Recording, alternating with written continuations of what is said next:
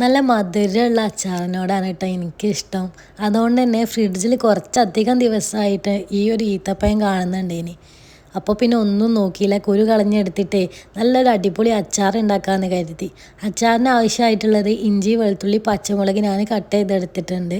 ഇനി നല്ല കട്ടിയുള്ളൊരു മൺചട്ടി വെച്ച് കൊടുക്കുന്നുണ്ട് കേട്ടോ. കയ്യിൽ ചട്ടി ഉള്ളതുകൊണ്ടാണ് ചട്ടി യൂസ് ചെയ്യുന്നത്. കട്ടിയുള്ള ഏത് പാത്രത്തിലും കൊണ്ട് തയ്യാറാക്കാം. നല്ല നാടൻ വെളിച്ചെണ്ണ ഉണ്ടല്ലോ, ഒരു 3-4 സ്പൂൺ അങ്ങോട്ട് ചേർത്ത് കൊടുക്കണം. ഇതിലേക്ക് 1 ടീസ്പൂണ് കടുകും 1/2 ടീസ്പൂൺ ഉലുവ കൂടെ ചേർത്ത് കൊടുക്കുന്നുണ്ട് കേട്ടോ. കടുക് പൊട്ടി കഴിയുമ്പോൾ കട്ട് ചെയ്ത് വെച്ചിട്ടുള്ള ഇഞ്ചി, വെളുത്തുള്ളി, പച്ചമുളക് ഇട്ടിട്ട് നന്നായിട്ടൊന്ന് ഇളക്കി കൊടുക്കുക കേട്ടോ. അടി പിടിക്കാൻ പാടില്ല. അപ്പോൾ എല്ലാ ഭാഗത്തേക്കും എണ്ണയൊക്കെ വെച്ചിട്ട് നല്ലപോലെ ഇളക്കി കൊടുക്കണം. ഇനി ഇതിലേക്ക് കുറച്ച് കറിവേപ്പില കൂടെ ഇട്ട് കൊടുക്കുന്നുണ്ട് കേട്ടോ. ഈ ഇഞ്ചിയുടെയും വെളുത്തുള്ളിയുടെയും അതുപോലെ പച്ചമുളകിൻ്റെ ഒക്കെ പച്ച ടേസ്റ്റ് ഇങ്ങനെ മാറുമ്പോൾ ആ ഒരു സ്മെല്ല് മാറുമല്ലോ. ആ ഒരു സ്മെല്ല് കിട്ടുന്ന സമയത്ത് നമുക്ക് കുറച്ച് മഞ്ഞൾപ്പൊടിയും അതുപോലെ ഒരു 2-3 ടേബിൾ സ്പൂണ് മുളക് പൊടിയും ചേർത്ത് കൊടുക്കട്ടെ. ഞാനിപ്പോൾ നോർമൽ മുളക് പൊടി ആയതുകൊണ്ടാണ് 2 ടീസ്പൂൺ ചേർക്കുന്നത്.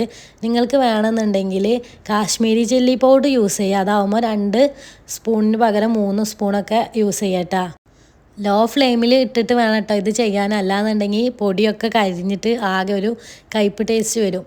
ഇനി ഇതൊന്ന് ആ പച്ചമണം മാറിക്കഴിഞ്ഞാൽ ഇതിലേക്ക് ആവശ്യത്തിനുള്ള വിനെഗർ ഒഴിച്ച് കൊടുക്കുക. ഞാനിപ്പോൾ ഒരു കപ്പോളം വിനെഗർ ചേർത്ത് കൊടുക്കുന്നുണ്ട്.